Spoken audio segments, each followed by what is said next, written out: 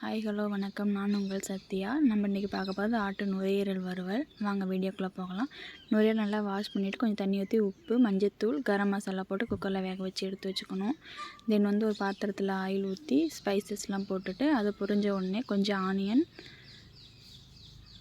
தக்காளி 2 தக்காளி எடுத்துருக்கேன். தக்காளி கொஞ்சம் கருவேப்பிலை போட்டுட்டு நல்லா வதக்கிடணும். லைட்டாக கொஞ்சம் உப்பு போட்டுட்டு நம்ம வேக வச்சு வச்சுருக்க நுரையீரலையும் எடுத்து அதில் போட்டு வதக்கிட்டு கொஞ்சம் கரம் மசாலா, கொஞ்சம் மல்லித்தூள் போட்டுட்டு கொஞ்சம் இஞ்சி பூண்டு பேஸ்ட்டு, நல்லா எண்ணெய் பிரிஞ்சு வரும்போது கொஞ்சம் இஞ்சி பூண்டு பேஸ்ட்டு, கொஞ்சம் கொத்தமல்லி போட்டுட்டு இறக்கிட்டு நம்மளுக்கு தேவையான லாஸ்ட்டாக கொஞ்சம் பெப்பர் போட்டுட்டு இறக்கிடணும். நம்மளுக்கு தேவையான ஆட்டு நுரையீரல் வறுவல் ரெடி. பிடிச்சிருந்தால் லைக் பண்ணுங்கள், ஷேர் பண்ணுங்கள், கமெண்ட் பண்ணுங்கள். தேங்க்யூ.